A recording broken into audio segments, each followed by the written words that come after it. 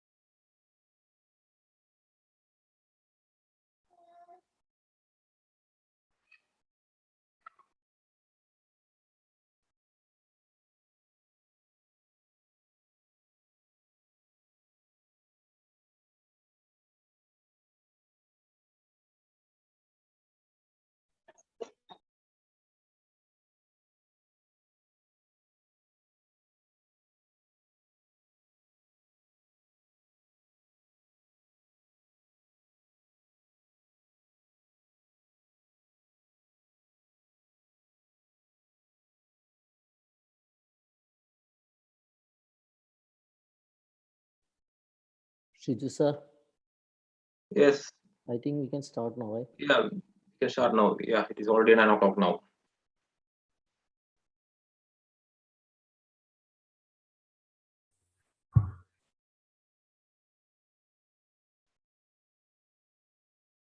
Can we start?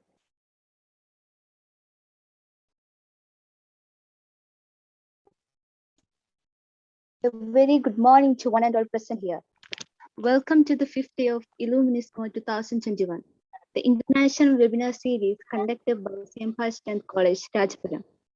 Today, the Department of Physics is organizing the webinar on the topic Introduction to Nanostructures, Biological and Electronic Applications and Device Fabrication with the eminent resource person, Dr. Himanshu Mishra, postdoctoral researcher, Uppsala University, Sweden. Welcome you all to this webinar. With great honor, may I invite the Head of Department of Physics, Dr. Ajit Kumar, to welcome the gathering to this session. Over to you, sir. Very good morning, all. First of all, I would like to say that we, the Department of Physics, feel very much proud of being a part of an international webinar series organized by our college. And I'm quite sure that the program ILLUMINISMO 2021, as the name itself indicates, it will help to enlighten our participants in their academic venture very much. Today, we are having two sessions coordinated by Department of Physics. And the first session is about the introduction of nanostructures, its biological and electronic application, and as well as about the device fabrication. And the resource person is Dr. Himanshu Mishra, and he's already present here. With immense pleasure and huge respect, I extend a warm welcome to you, sir. Now I welcome Mr. Biju Joseph, the principal of our college, and hope he will join with us in between this program. Now I extend a warm welcome to Dr. Sinors Kariachan, the convener of this webinar series. And we really appreciate his sincere effort to make this program a grand success. Now, Dr. Shiju Abraham, he's our department coordinator, and I extend heartily welcome to Dr. Shiju Abraham to this program. I welcome all the faculty members, students, research scholars to this program, and thanking you for spending your valuable time with us. Thank you all. Thank you very much. Thank you, Ajit sir, for those warm words of welcome. May I now request Dr. Shiju Abraham, Faculty of Department of Physics, to introduce our resource person, Dr. Himanshu Mishra, for the day to our esteemed audience and welcome him to lead the webinar. Over to you, sir. Okay, thank you, Dia. Hello, everyone. A warm good morning to you all. So we are in the 5th day of our international webinar series on the emerging trends in interdisciplinary sciences and social sciences, or ILLUMINISMO 2021. So I am extremely happy to introduce my friend and former research colleague, Dr. Himanshu Mishra, in front of you for the technical session of Physics Department of St. Vincent College. So he may be giving an insight into the area nanoscience and technology, especially on two-dimensional nanomaterials. Dr. Himanshu Mishra is currently working as a postdoctoral researcher at the Department of Physics and Astronomy, Uppsala University, Sweden, with a group of Professor Dr. M. Venkata Kambalakar and with Dr. Orion Valen. So he completed his schooling and bachelor's studies from Jaunpur in Uttar Pradesh. Then he did his MSc in physics from Banaras Hindu University, Varanasi in 2011. Then he obtained his PhD in 2019 from the two-dimensional nanomaterials laboratory of Professor Anjal Srivastava at Banaras Hindu University, Varanasi. I would like to add, Dr. Srivastava was my PhD supervisor when I done my PhD there, and he is a pioneer in carbon nanotubes and graphene. Then Dr. Mishra has experience in different areas such as like luminescent quantum dots, fluorescence-based sensing, 2D materials such as like graphene, which got in 2010 the Nobel Prize, and the transition metal dichalcogenides like MoS2, MoSC2, WS2, WSC2, etc. And also he have well experience in nano device quantum transport, flexible devices, optoelectronic, two-dimensional materials, etc. He authored many research publications in world-class reputed journals such as Advanced Optical Materials, Chemical Engineering Journal, Applied Physics Letters, Sensor and Actuators, ACS, Applied Nanomaterials, etc. So today he will be discussing mainly about the beauty of the nano world, his expertise in 2D materials, in its synthesis as well as characterization, device fabrication, and applications. Many of the Nobel Prize in physics and chemistry are directly related to the development of nanotechnology and nanoscience. For example, discovery of atomic force microscopy, scanning tunneling microscopy, cryo-electron microscopy, which got Nobel Prize recently in 2017. And then transmission electron microscopy and the discovery of graphene. These all things directly related to the nanotechnology. So let us try to understand what is going on in nanotechnology and in material science research area. And with these words, I would like to invite wholeheartedly Dr. Himanshu Mishra to present his talk on the topic, Introduction to Nanostructures, Biological and Electronic Applications and Device Fabrication. Thank you. So we are welcoming Dr. Himanshu Mishra to present his talk. Thank you very much, Dr. Shiju, for such a wonderful introduction. So, should I share my screen directly or? Yes, you can. Okay, now I'm sharing my screen. Just, I think you have just disabled the sharing screen, so you need to. Okay, just. So now you can share. Oh.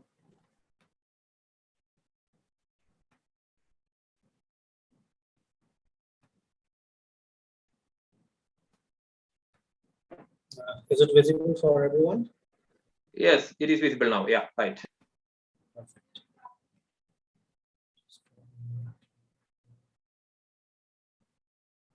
Okay. So, as Dr. Siju told that I'm working as a postdoctoral researcher in the Department of Physics and Astronomy at Uppsala University. And here I'm going to give a presentation, an inside view of introduction to nanostructures, their biological and electronic applications. And also, I'll just brief the device fabrication steps that we use to make electronic devices. So, what is happening here? Just wait. So, first of all, I will just like to brief what is nanoscience and nanotechnology in the field of research of nanoscience and nanotechnology. These two words are quite interchangeable, but these two words have quite different meanings. As nanoscience is the science in which we study the structures and materials on a ultra small scale, which is a nanoscale. I will just define what is nanoscale and what are the properties of these materials at nanoscale. While the nanotechnology is just the application of this nanoscience, just for the designing, production, and application of these nanostructures. So in our daily life, we deal with a number of nanomaterials, such as I have here shown the scaling of different nanomaterials. You can see here, just here I have shown a strand of 10 hydrogen atoms. The total length of this 10 hydrogen atoms will be 7 nanometer. The DNA, which is included in all of us and have a specific unique property, its strand has a length of 2.5 nanometer. Our red blood cell have the dimension of 7,000 nanometer, unlike a sheet of paper, which is 75,000 nanometer thick, and it's a pinhead. And this is our hair, which is of micron size, that is of 1,100 times. So in a way, in a rough way, if we want to understand the beauty of nanotechnology, so the most simple example is given as the color of gold nanoparticle, which depends upon the size of the nanoparticles.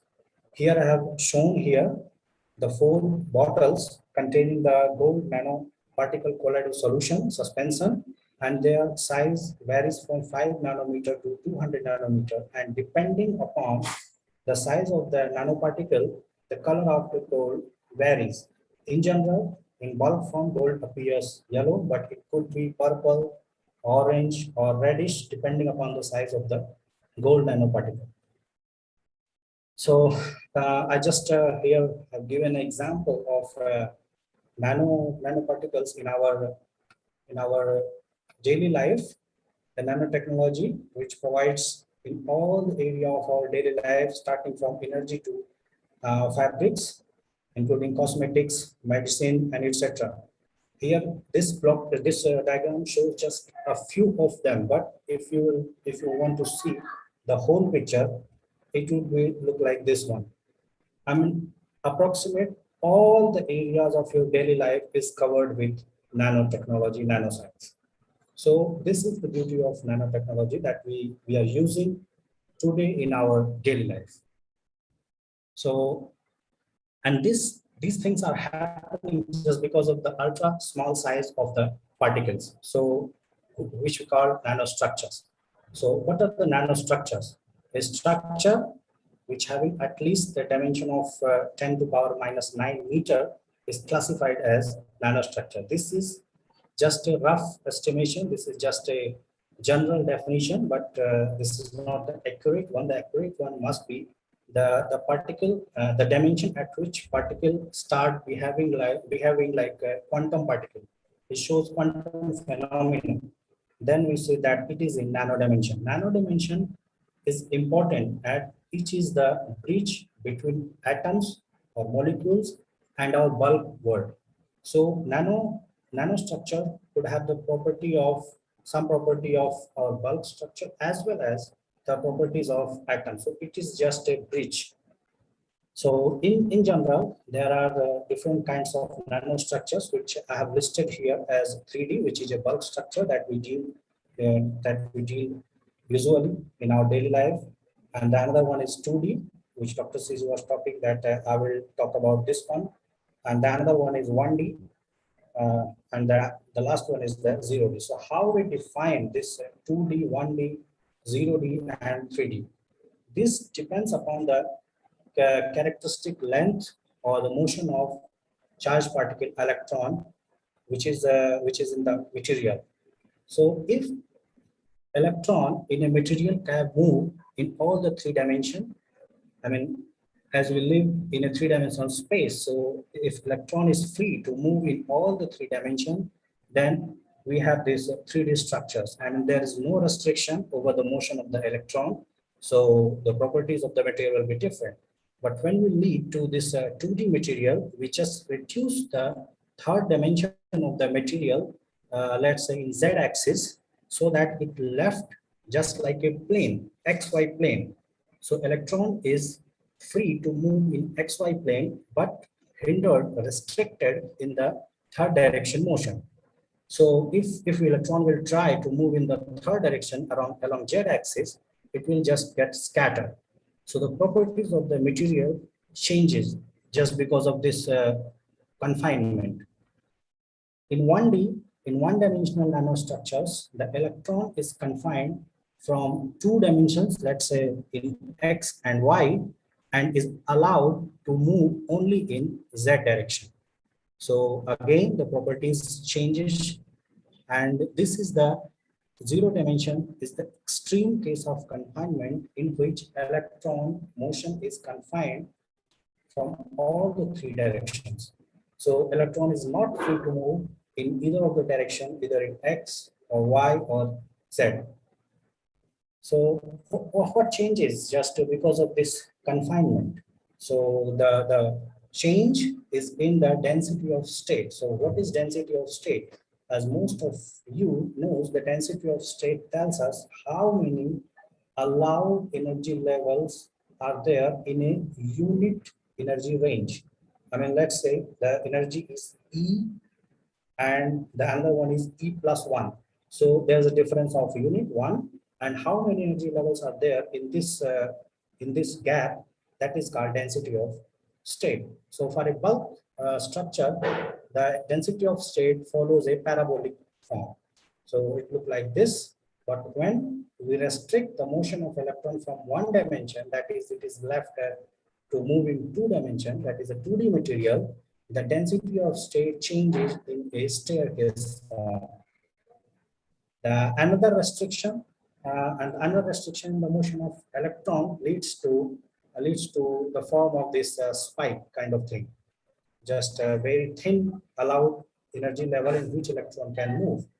And when we reach to the extreme confinement level, that is 0D, then we have the energy density of states as a delta function. And many of you know in mathematical physics, you have already studied that delta function is a single point function. I mean, it gives a value at 1 point, while for other it is 0.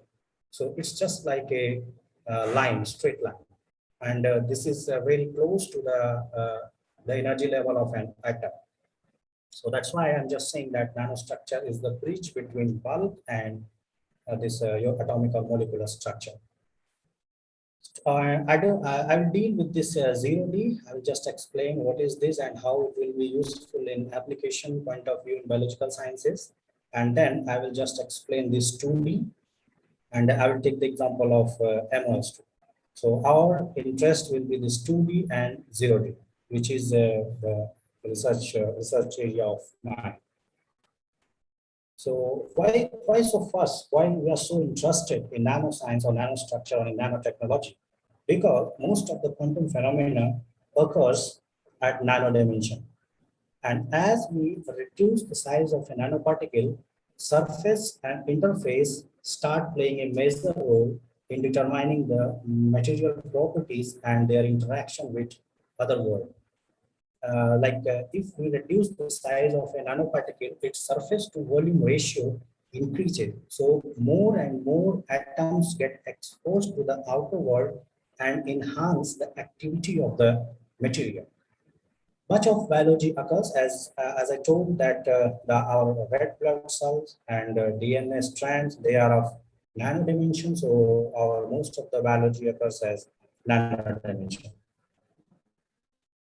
So let us define what are the 2D nanostructure. As I told that I will discuss this 2D structure and 0D structure.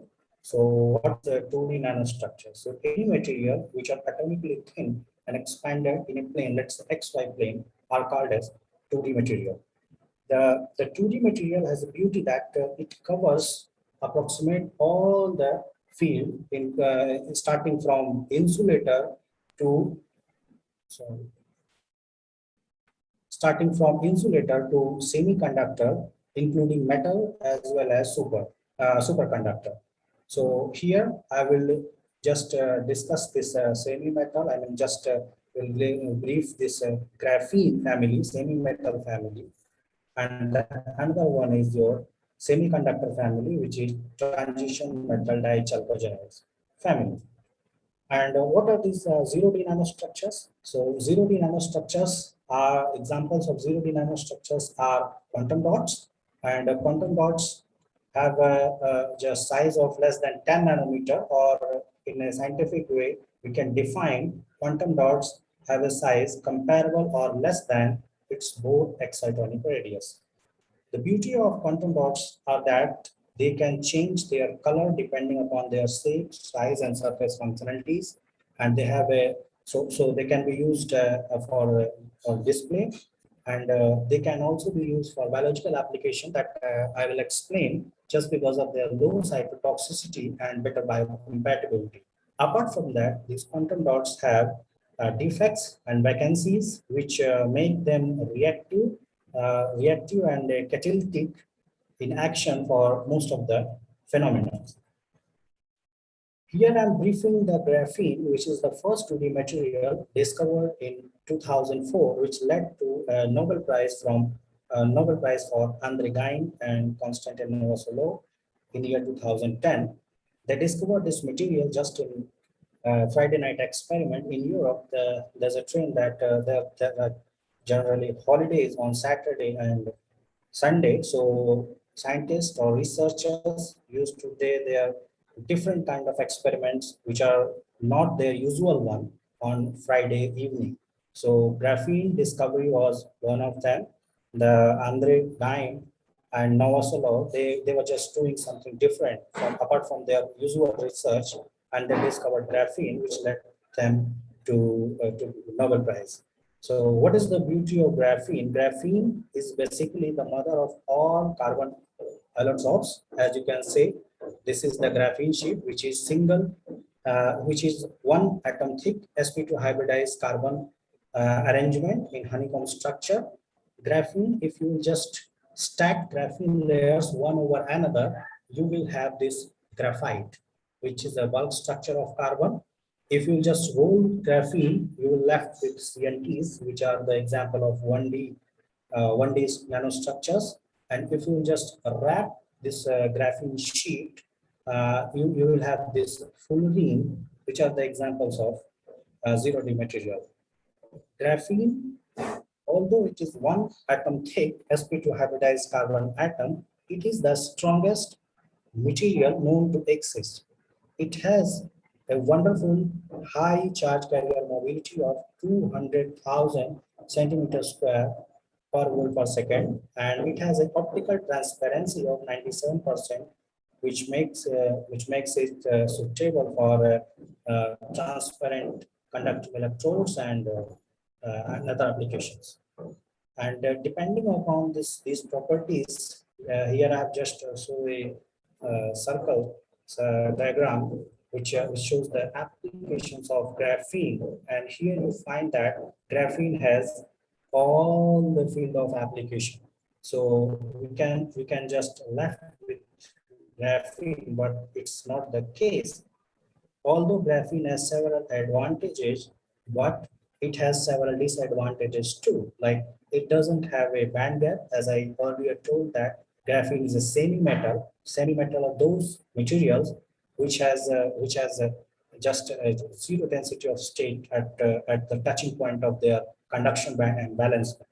And graphene, as it is exposed, it has a two open surface, so it is easily oxidizing in nature, and it is so delicate that it's hard to integrate it into with present silicon technology.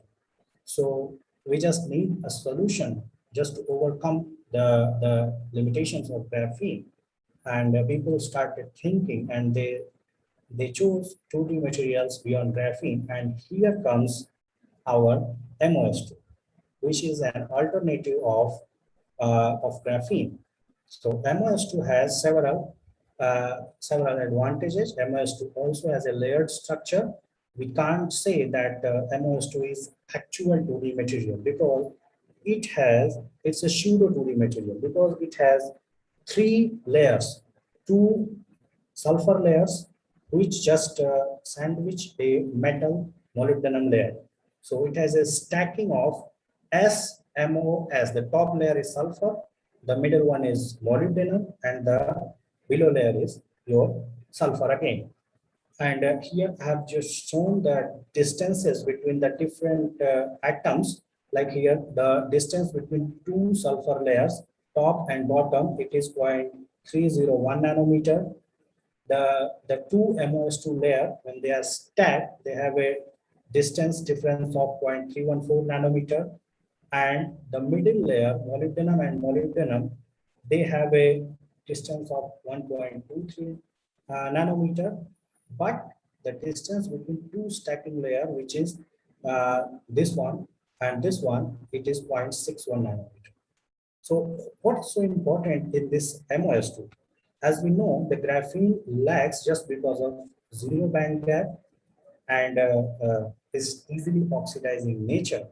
So here comes MoS2, which shows a direct band gap in the form of monolayer. In bulk form, it is indirect band gap of 1.2 electron volt.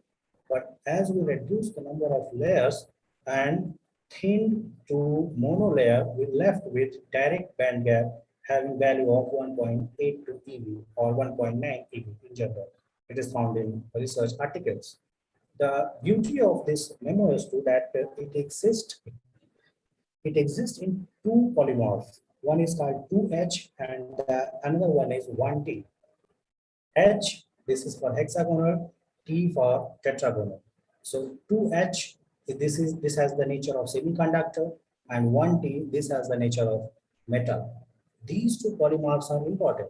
2H polymorph can be used for electronic applications as it is semiconductor, and 1T polymorph can be used for energy production like hydrogen, HER, hydrogen energy revolution kind of thing. So here I've just shown the different morphologic polymorph structures of MoS2. This 2H structure has this kind of structure. It is just the 2 inverted prism. And if you just see top view, it is a hexagonal structure having alternate molybdenum and sulfur atoms. And its side will look like this one. But in case of 1T polymorph, it has a inverted 2 prism. I mean, you can just see this atom lies just above this one, but it's not here in the case that this atom is not just below this atom. So these 2 are inverted. So this is the difference between these 2.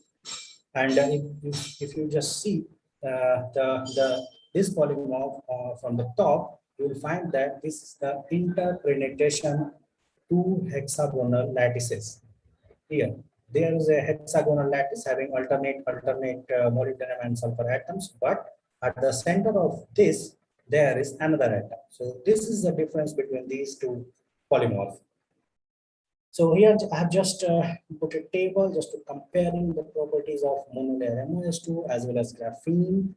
And graphene has the superior properties in terms of charge carrier mobility, current density, thermal conductivity, surface area, and the mechanical strength, but it lacks in case of optical absorption, band gap, fluorescence, and its bulk production.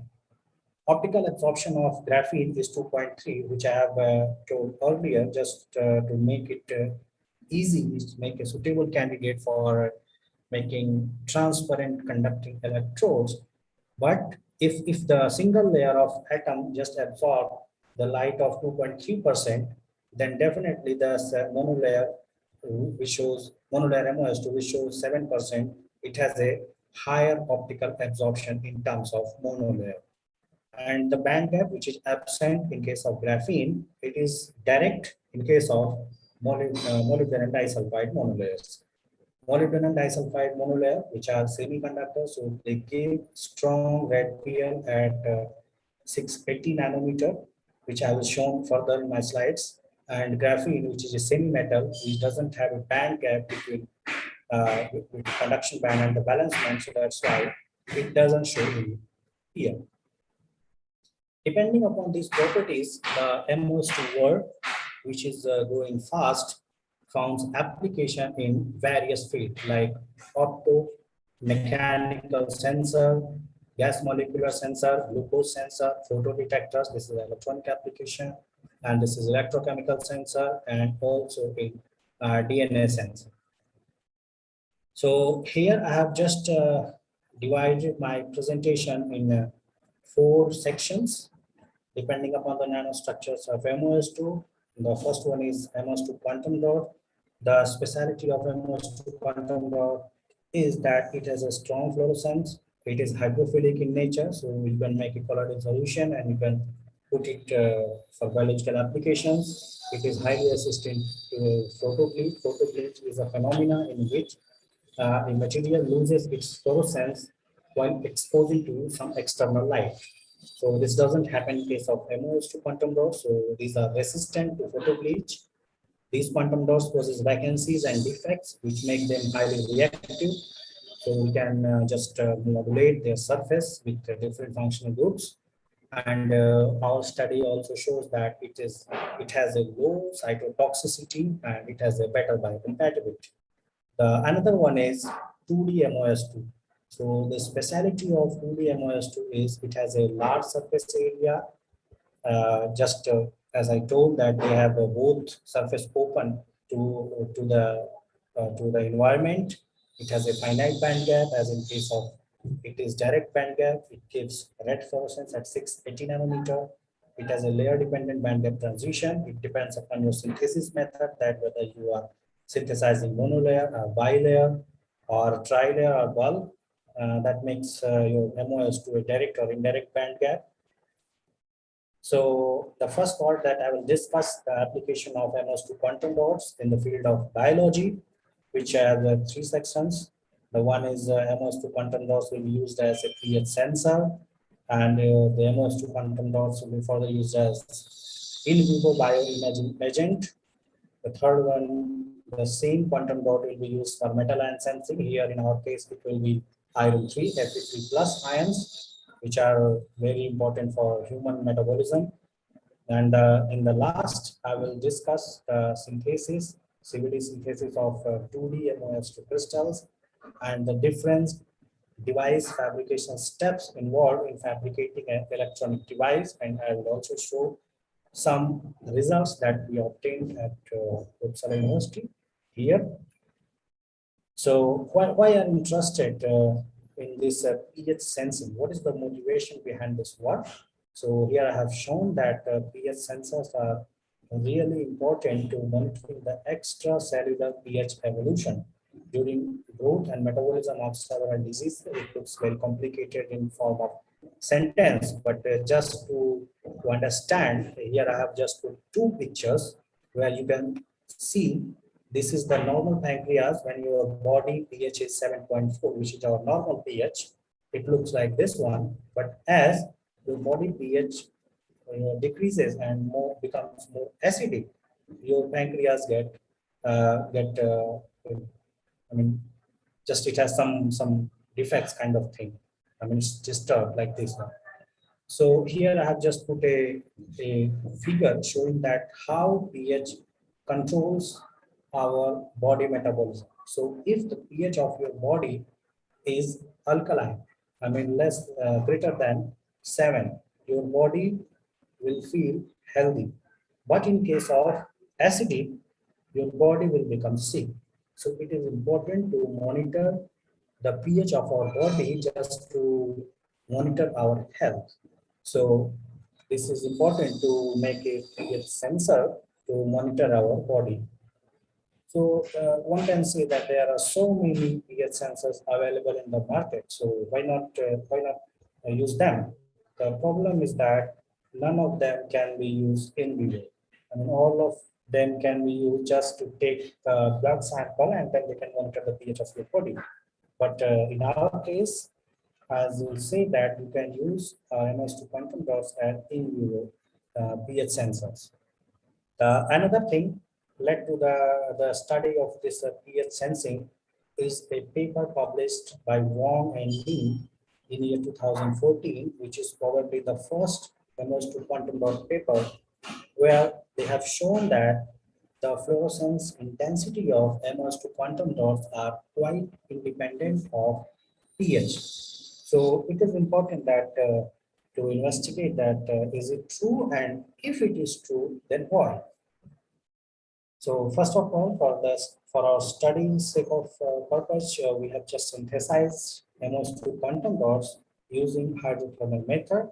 Here I have given the parameters where we use this sodium molybdenate dihydrate, 0.25 gram in 25 ml distilled deionized water, and then L-cysteine, which works as a sulfur source, which is 0.50 gram, just double of this one. In 25 ml DI water. We maintain the pH of the solution at 6.5 by using 0.1 molar HCl. We make our solution a little bit acidic, and we put our solution at temperature 200 degrees Celsius for 36 hours. So here I have just shown the schematic, and we're left with this kind of solution, which looks quite transparent or little yellowish in normal light, but when we put UV light of 365 nanometer, it gives a strong fluorescence. Reaction occurring in the hydrothermal process is given here. So after the synthesis, we structurally characterized our MoS2 by TEM, and the TEM from the TEM micrograph, we just analyzed the particle distribution, and we found that the average particle size of MoS2 quantum dots are 6 nanometer. Just to confirm that what we are dealing is MoS2, we took HR, TEM, high resolution transmission electron micrograph, and analyze the interlayer spacing, which is found 0.27 nanometer, which corresponds to 100 plane of MoS2.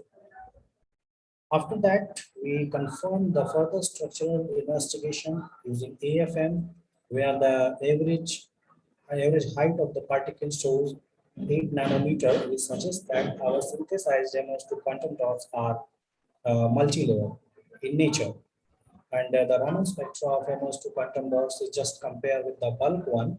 For bulk MoS2, the separation between E12G and A1G, these two are the Raman characteristic peaks for MoS2, having the vibration like this one. In case of E12G, the sulfur and molybdenum atom vibrates in opposite direction in plane. But in case of A1G, molybdenum atom doesn't vibrate, while sulfur atoms vibrate in opposite direction out of plane. So these two are the characteristic peaks used to examine the presence of MoS2, which we found here. In case of bulk, the separation between these two, E2G and A1G, it is around 28 centimeter inverse, which is compared with this published article, which suggests that this corresponds to a bulk structure. And for our case, it is found at 26 centimeter inverse, which is again for bulk structure. In case of monolayer, as I will show, as I will show in my further slides, that it is around 20 centimeter inwards for monolayers. But if the distance between these characteristic peaks are greater than this, then definitely the MoS2 structure is multi-layer or bulk. As we want to examine our MoS2 quantum dots for their fluorescence property, pH-dependent fluorescence property, we just examine their photophysical properties. So we took absorption spectra of our MoS2 quantum dots. We showed two absorption bands. The one is at 300 nanometer and the another one is at 370 nanometer. Excitation dependent emission of our MoS2 quantum dots shows a strong PL at 410 nanometer and also a PL at 460 nanometer. The PLE excitation and PL spectra just plotted together to relate that which excitation wavelength corresponds to which fluorescence emission. So here we found that this emission at 410, that is this one, corresponds to the excitation wavelength of 220, which is clearly visible for this color. You can find this is a 320 here, and this 410 and 460 nanometer PL, this corresponds to 320 nanometer. So these two are just complementary to one another and confirms that this 410 nanometer emission peak is just because of this 320 excitation wavelength. So our focus will be this 410 nanometer PL fluorescence peak, as this is it has the strongest PL intensity.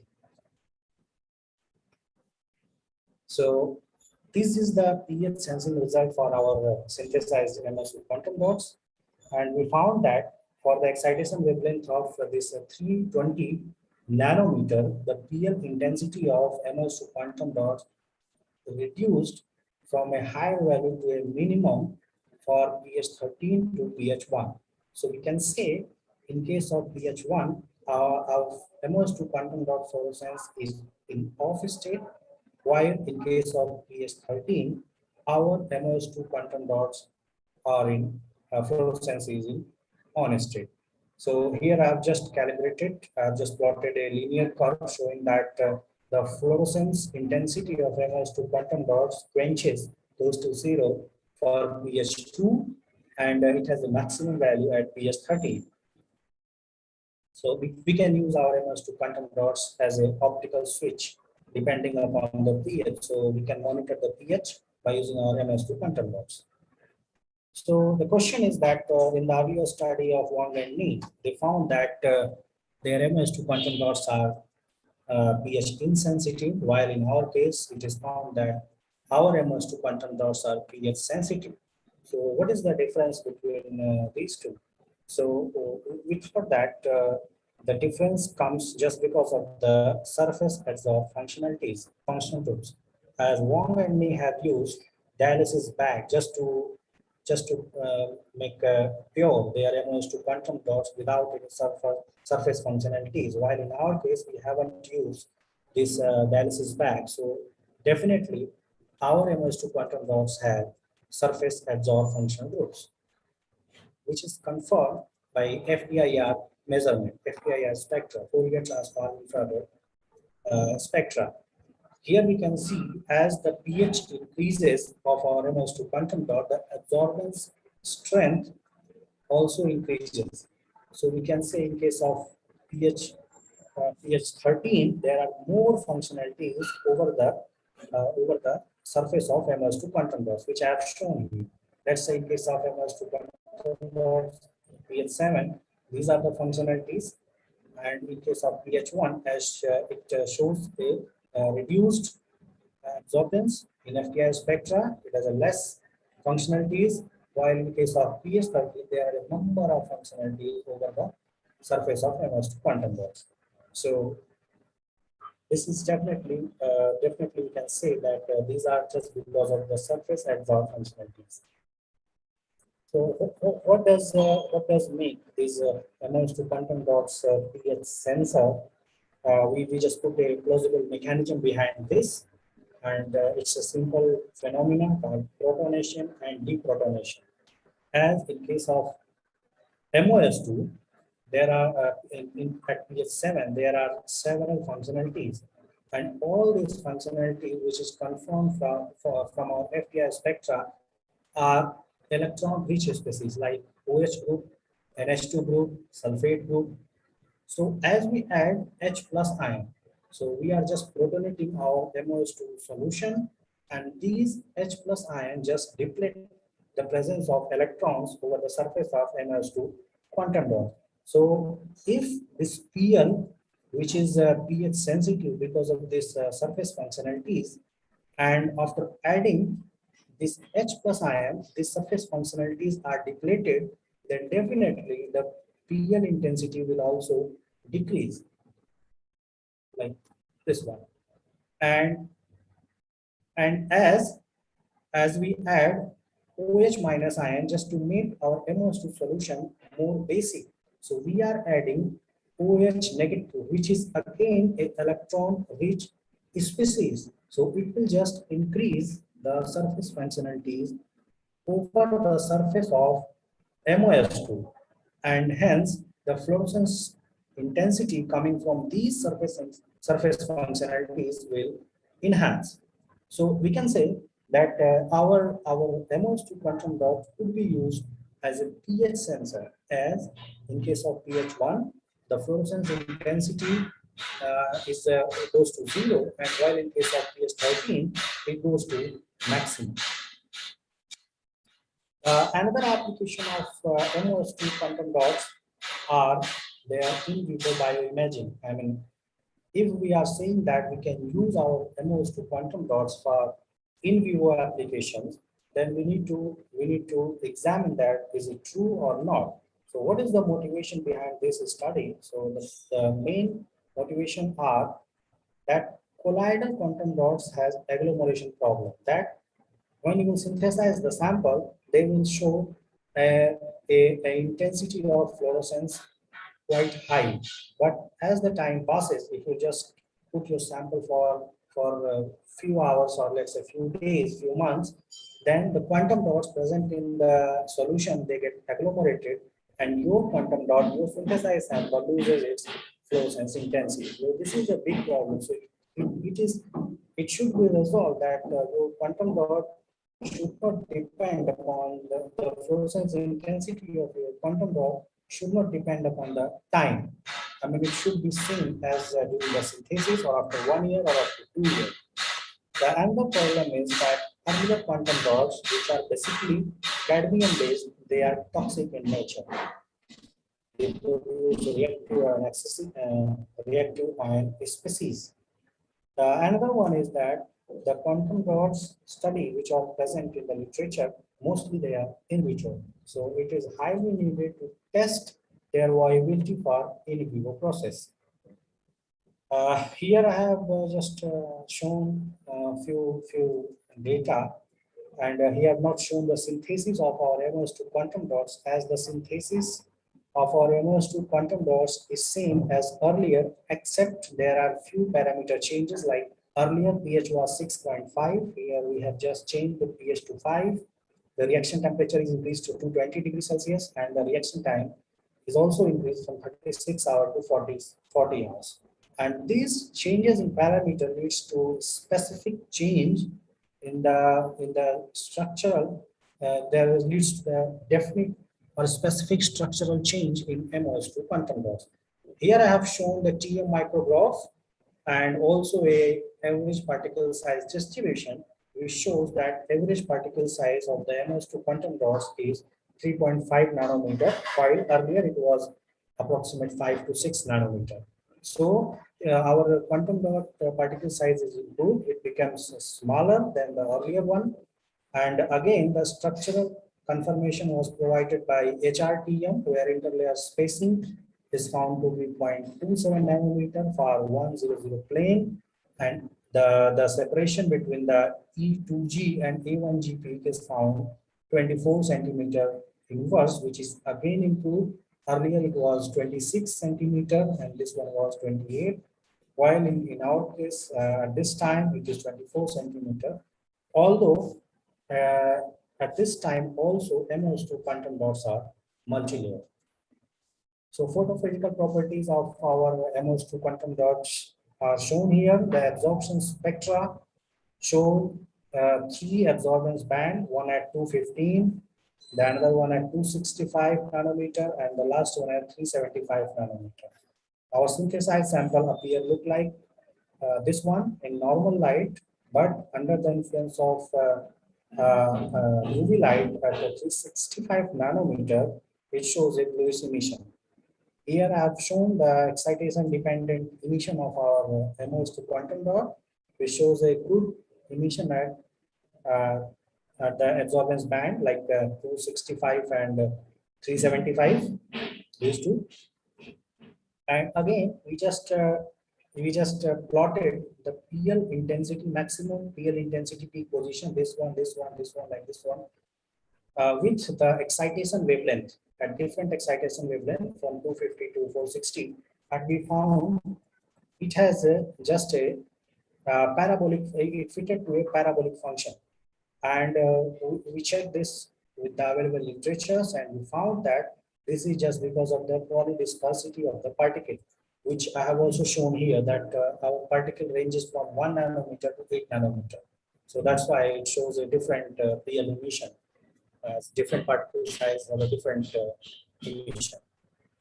The presence of functionalities over our synthesized quantum dots are confirmed by using FDR spectra, where several functionalities like OH, CN, and CBR and MOS vibration, these are confirmed by FDR spectra. The available peak positions are listed here in this table.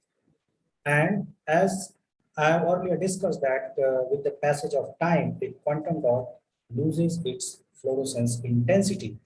So here we have tested that time-dependent PL intensity of our synthesized quantum dots. We have tested for 180 days, that is up to 6 months, and we found that there are only a slight decrement of 3% in PL intensity, even after 180 days. So we can say our quantum dots have a good PL stability depending upon the time.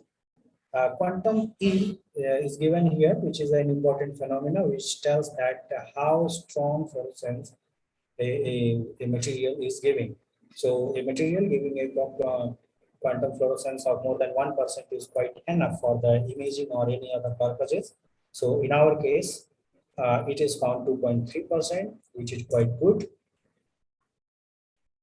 So as I told that our quantum dot has a PL and has a only 3% increment in PL intensity or even after 180 days.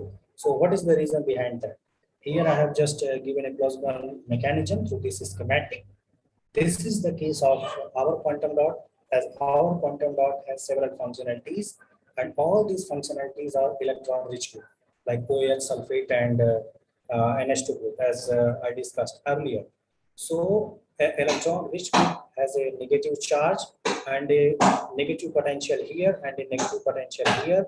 They will repel each other. So with the passage of time, our quantum dot, just because of Coulombic repulsion, they will not get agglomerated. So their PL intensity will remain as it is in the earlier state. But in case of a normal quantum dot, MoS2 quantum dot, there are no functionalities over the quantum dots. So with the passage of time, these quantum dots will get agglomerated, as there is no electrostatic repulsion just to prevent the agglomeration. And if the MoS2 quantum dots, they get agglomerated, they will just lose their PL intensity. This is further confirmed by using zeta potential measurement, where we found the surface potential zeta potential minus 26.3 millivolt, which is quite good, as it is given in the literature that if the zeta potential is less than minus 20 MV millivolt, then your colloidal suspension will be stable. So it is confirmed here that it is 26.3 with minus sign. Minus sign shows that the surface is negatively charged. As I told that there are OH group, sulfate group, and NH2 group. So we have just used our MoS2 quantum dots for in vivo bioimaging. For that, we need a model, and here we have chosen this Drosophila fly, which is your fruit fly or vinegar fly. So why we have chosen this Drosophila fly? There are several advantages that this is a closed model organism for eukaryotes. That most of the biology people knows that there are two kinds of organism, eukaryotics and prokaryotics. So we are eukaryotics. So this is just a model organism for us. So we can test over this model. It has a small life cycle, and you can just speed up your experiment. It has a 12 days life cycle, so you can repeat your experiment after 12 days. And it's easy to control. Its breeding is easy, and you can just produce a number of Drosophila flies at one time. So these are the advantages. Here we have just chosen the second insta larvae to image our MoS2 quantum dot cytotoxicity and everything. So for that, we have used two concentration of MoS2 quantum dots, one at 50 microliter per ml, and the another one is 80 microliter per ml. And we fed these MoS2 quantum dots with their normal food, mixed with their normal food from during this stage. And these quantum dots goes to their intestine in alimentary canal during their feeding, and they stay in their alimentary canal, and we will just image their alimentary canal to see the presence of our MoS2 quantum dots. Here I've shown this result. This result is we get this result just in the collaboration with Professor S. Krishna, Department of Biochemistry, Banaras Hindu University. So here I have shown three panels.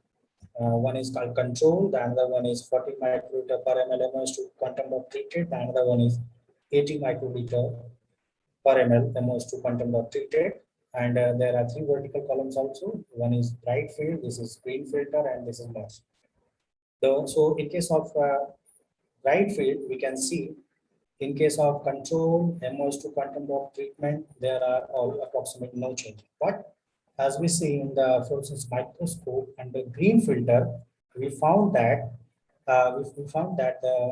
they show just the fluorescence under the green filter, and if these two are merged, we found this panel. So we can say that our MoS2 quantum dot are just fluorescing in the intestine, in the alimentary canal of our Drosophila. So we can use our MoS2 quantum dots for bioimaging, in-vivo bioimaging, and we found that up to 80 microliter per ml, our Drosophila fly doesn't die, lives. So we can say this has a good biocompatibility and low cytotoxicity.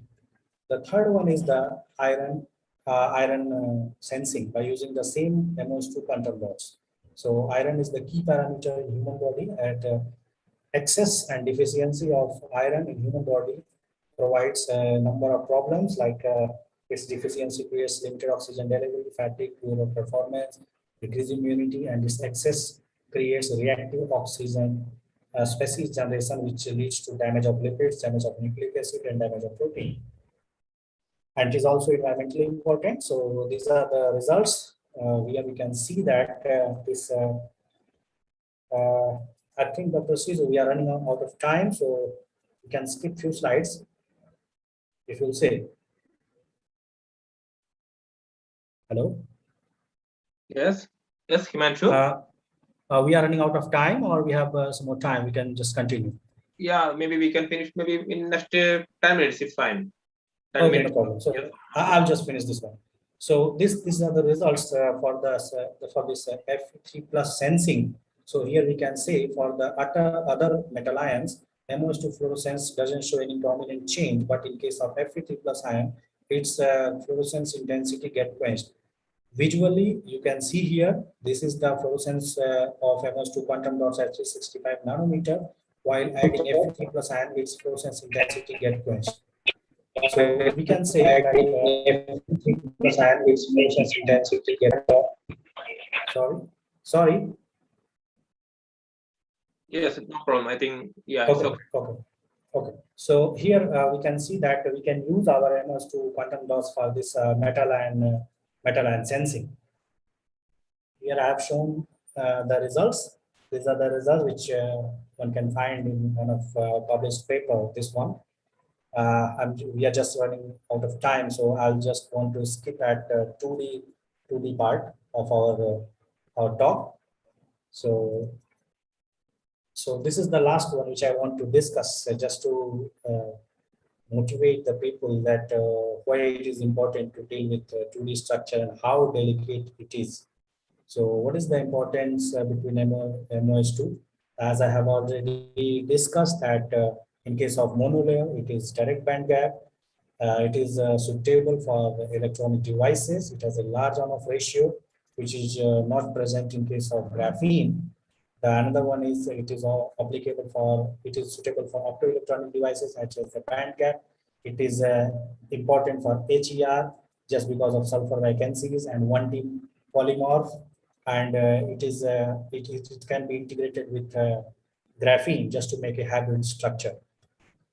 So this is the starting of our 2D part. So first of all, we have just synthesized our MoS2 crystals that we did in our Banaras Hindu University lab. It took around 1.5 years just to optimize this process.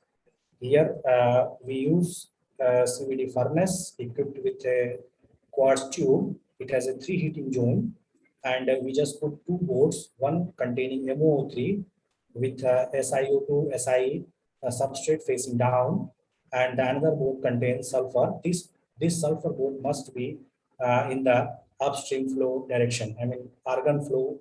If it is in this direction, then sulfur board will be here. If it is from this direction, then it will be here. So this is the temperature profile that we use to grow the MoS2 crystals. Here in the optical picture, you can see beautiful triangular crystals that we have grown of MoS2, and these crystals can be used for making device fabrications. So, but this doesn't happen in a single day. Initially, we got this result when we started synthesizing this MoS2 crystals. We left with thick MoS2 crystals. So we started thinking that why we are getting this one, why we are not able to optimize the things. I mean, the things depends upon lab to lab work. If you will just find a synthesis method in one research paper, maybe it will not fit for your lab. You have to just make a slight change or just make some compromise to get a better result. So this is the initial result that we get, and we are getting this result while we are using this commercial MoO3 powder, and we are not getting good results. So we start thinking, and we think that why not we use this MoO3 nano or microstructures as MO precursor in case of CVD growth of MoS2 crystal. So we synthesize this nano and micro rods of MoO3, which is here shown using this hydrothermal method, using ammonium heptamolectate as a precursor and 11.2 ml of HNO3. A hydrothermal reaction is carried out at 180 degrees Celsius for 16 hours, and we have this nano rods or micro rods of MoO3, which are conformed with this XRD spectra matched with JCPDS 5371492. So we use this MoO3 nanostructures, and we get beautiful triangles of our MoS2 crystals of having a lateral size of edge dimension of 25 micron. The Raman spectra of MoS2 confirms the presence of monolayer MoS2 here.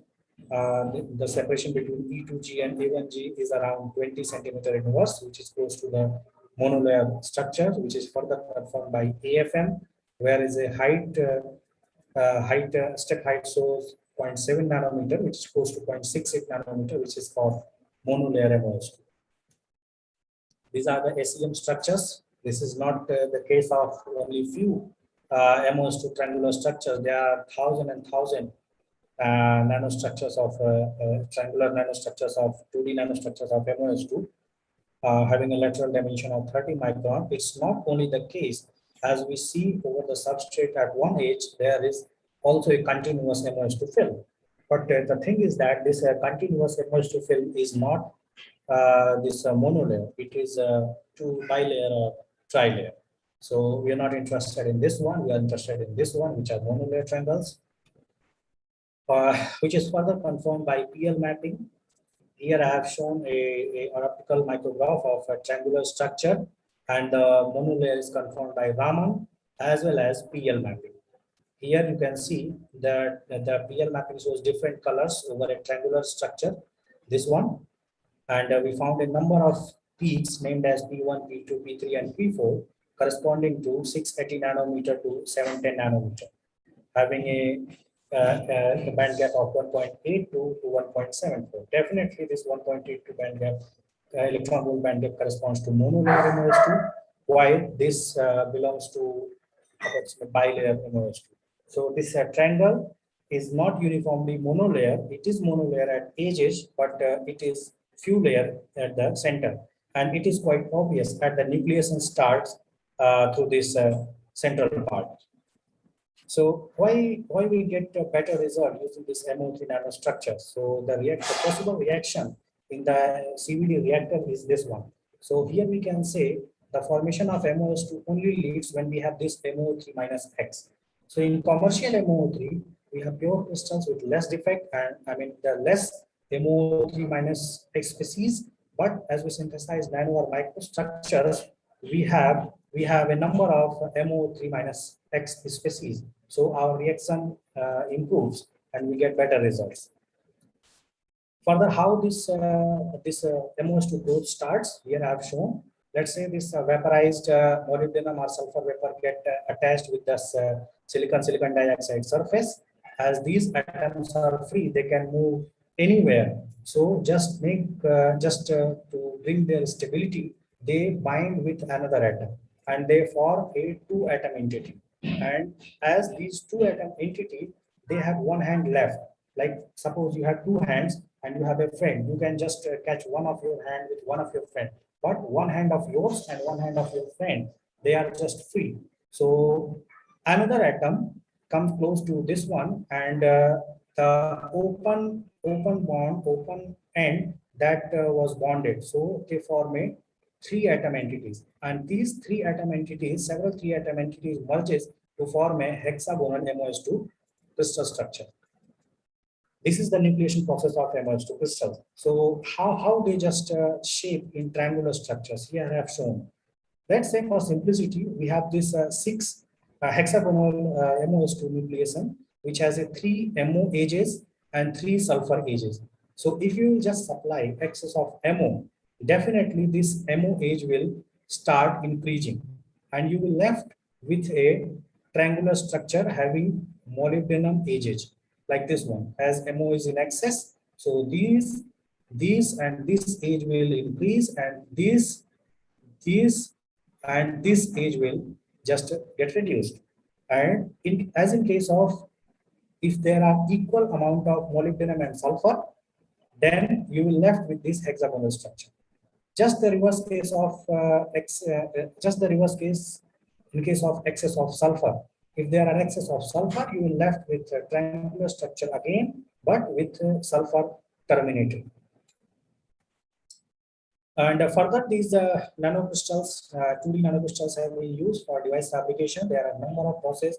This is a typical thing that you can't skip any one of these steps to fabricate a device. If you follow all these steps, it will take approximately 2 days or more than that to fabricate a functional device. So first of all, the synthesized 2D crystals are transferred using any method on a desired substrate, and then we pattern channel. I will show how we pattern channel.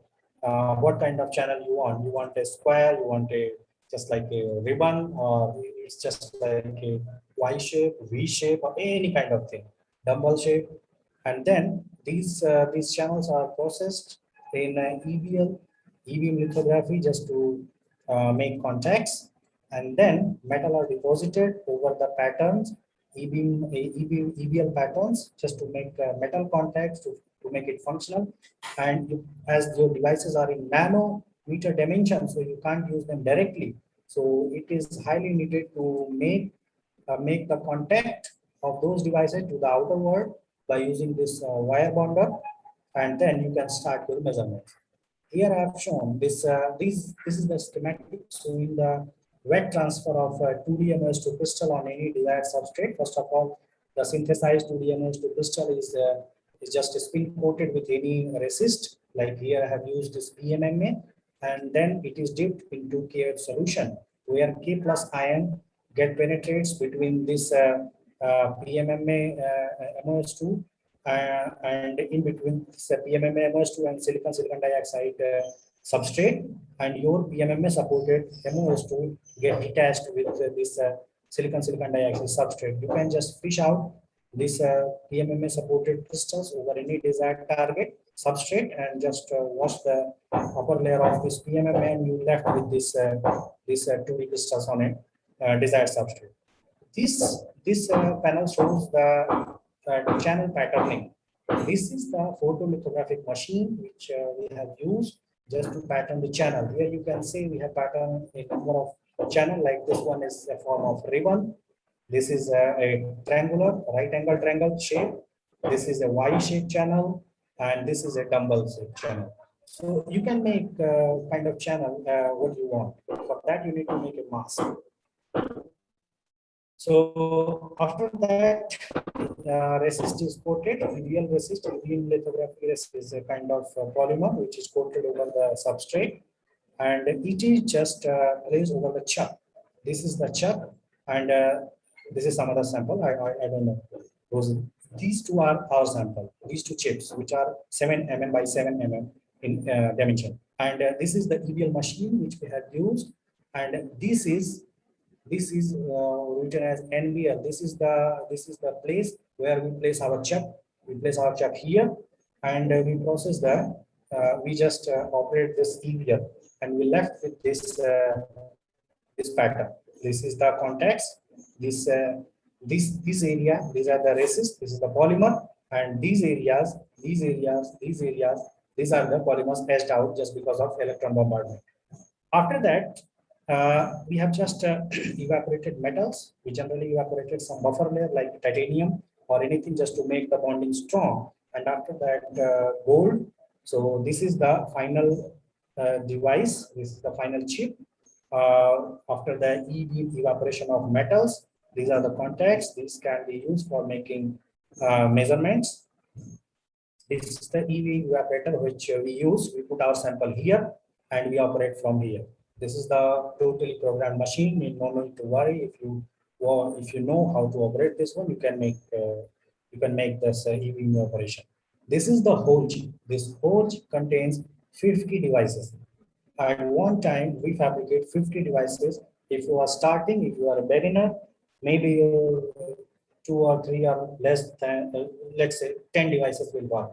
But if you are an expert, then your 45 to 48 devices will work. So it depends upon the training, the practice, and everything. And after that, this chip was mounted in this chip carrier. This is the chip carrier. This part is the chip, which is fabricated in your devices. And this is the wire bonder, which we use to make the bonding of this chip to the outer world, which is here. You can see these wires. These are 25 micron thick gold wires. Just to make the contact, we use gold, as we have deposited gold here. So we use gold wires so that there should not be any impedance between this wire and this and the deposited gold. And there is no resistance difference, so there will be no problem in the measurement. You will not get any false signal.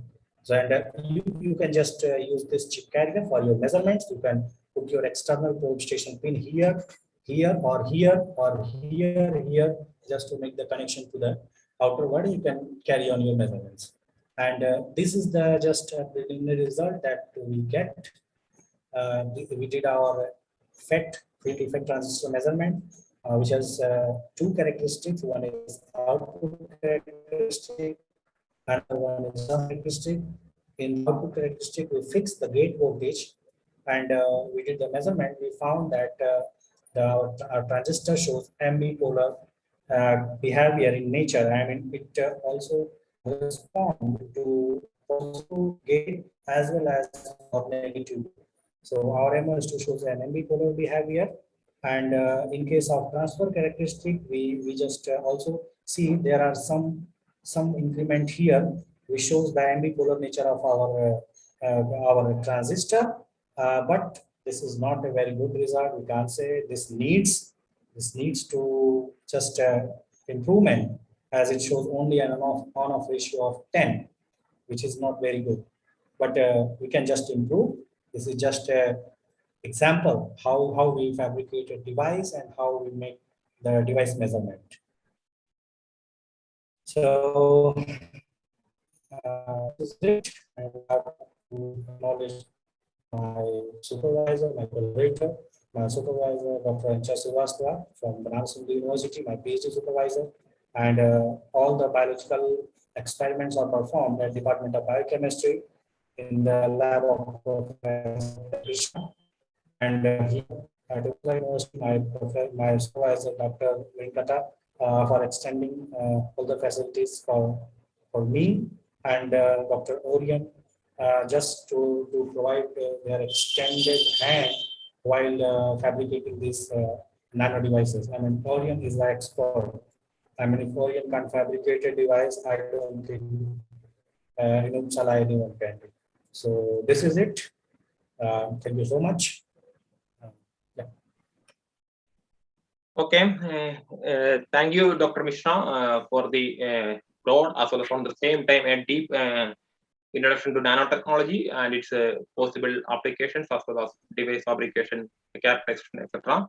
Probably our participants may have got a good idea about what is going on in the nano technology research, and hopefully you maybe understand that how difficult and how time taking, and also same time how much interesting it is. Okay, so so you maybe heard about when you see a pulse oximeter or when you see a glucometer in your hand, you can see it is a very compact, a nice device. But a lot of research went earlier to make such a device. So a lot of researchers, a lot of scientists work hard a long time to fabricate such an instrument, which is now very cheap and cost effective, something like that. Okay.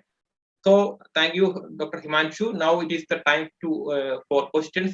So the participants can ask any doubts or clear anything they can ask now. Okay, it is open for discussion now.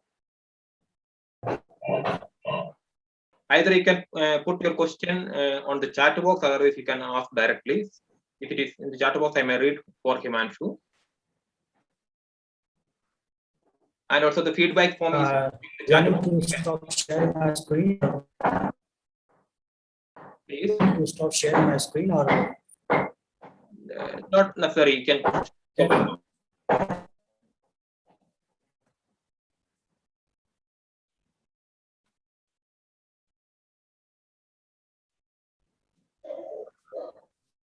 Hello, sir. Hello. Yes. Hello. Yeah, we are listening. Please. Okay. Is there any theoretical study possible with nanotechnology? Yes, there are so many people working in the field of nanotechnology. It's very good. There are so many very good. Yeah.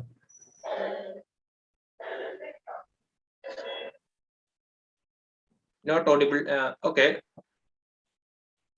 Okay, so as I can hear, she's asking that is it possible to do theoretical study for nanotechnology?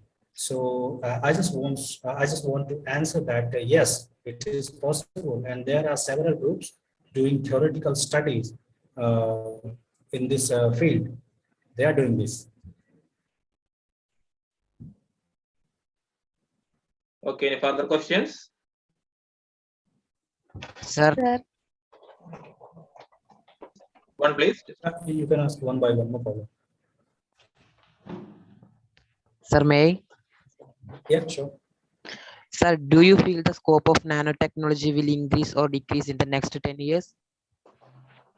Definitely, it is increasing. I don't know in which class you are. You are a BSc student or MSc student or any.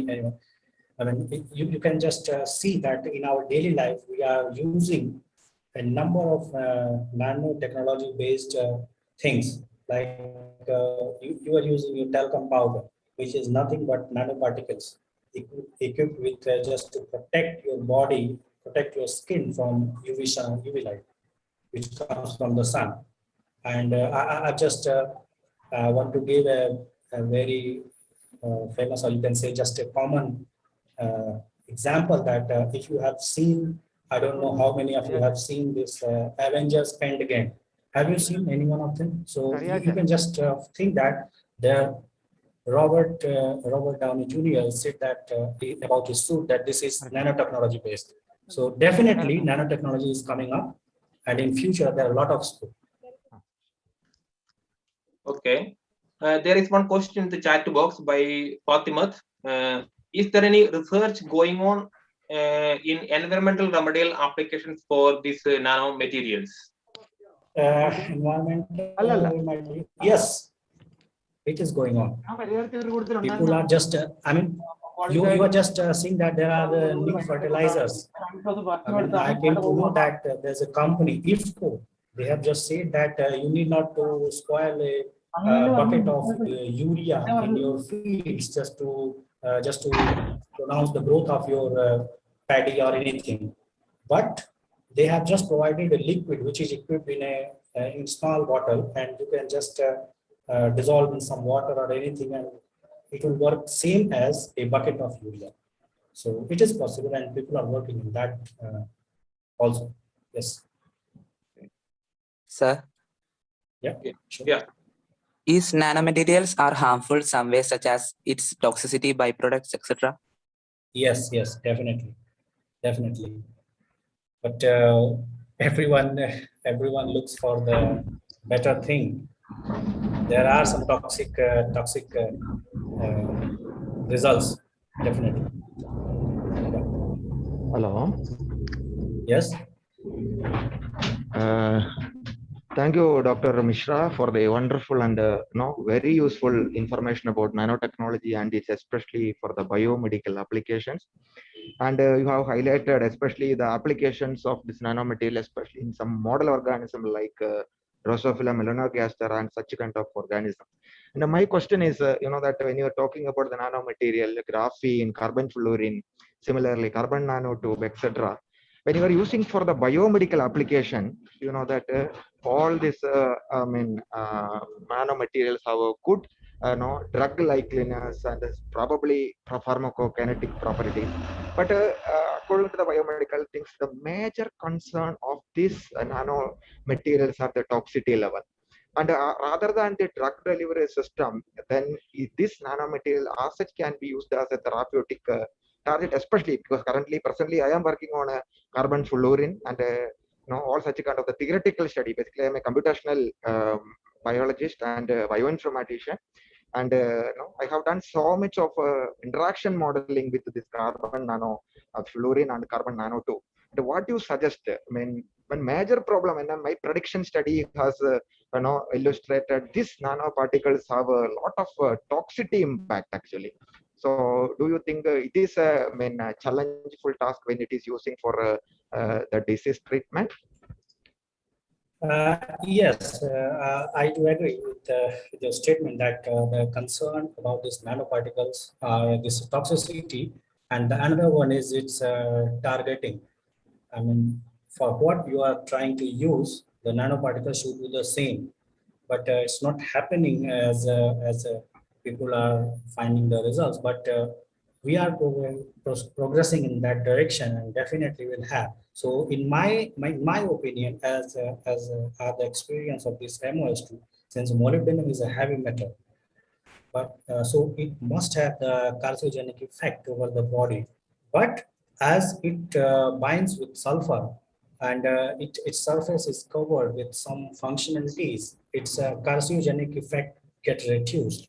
So in this way, we can just improve our results, and we can use you can use for biomedical applications. The thing is that the property of the material should not change. What we want to do, we can be able to do that thing, and the thing is that it should not be carcinogenic or toxic. So yeah, And, I agree with you. one more question. And is this nanoparticle, any nanoparticle, whatever they are using for the medical application, medicine application, do you think that there is a unique targets or such kind of things is available in this so-called model system, whatever you have worked in Drosophila? Sorry, I didn't get your point. Can you See, repeat? when we are talking about this nanoparticle for drug delivery, specifically for this particular nanoparticle, do you think like specific targets are elucidated for this particular nanoparticles? If you're thinking about the particular target for a particular nanoparticle, then you are just talking about the direct interaction of your nanoparticle to that target material or object. But the thing is that it could lead for the toxicity, as we discussed, that in case of carbon nanotube also, or carbon quantum dots or graphene quantum dots, there are some carcinogenic effect, there are some toxicity. So if you want to make them for available for all the targets, then you need to just modify the surface, because it is the surface property which is taking into account just reaction with this or just with this nanoparticle for the external target. It's not the actual your nanomaterial. It's the surface property. So as you are just changing the surface environment of the nanoparticle, their property will change and they will be selective for any target depending upon the surface. Thank you, Dr. Mishra. Sir, Yeah, sure. is there any role of nanotechnology in flexible electronics? Yes, it is. As I have not shown this our slides for this flexible electronics, but I can give you a couple of references. If you want to show the results of flexible electronics, just go and see the pages of Venkata, which is my supervisor. They have published a couple of papers. Nano electronics, nanotechnology is just not limited to quantum dots or nanoparticles. It also includes the 2D material, which I was just talking. So you can transfer your 2D crystal, MoS2 2D crystal, graphene, or any 2D material on any desired flexible substrate like PET, PEN, or anything. Yes. Okay, if any no further questions there, now I think we can proceed for the next stage. Is there any further question? Okay, Dia, then continue. Okay. Now I request Ms. Parvati, Faculty of Department of Physics, to deliver the vote of thanks. Over to you, ma'am. Good morning, one and all. It's my privilege to say gratitude to all. So, respected resource person Dr. Himanshu Mishra, HOD Dr. Ajit Kumar, dear participants and my dear friends. As part of the international webinar series ILLUMINISMO 2021, we have organized this session.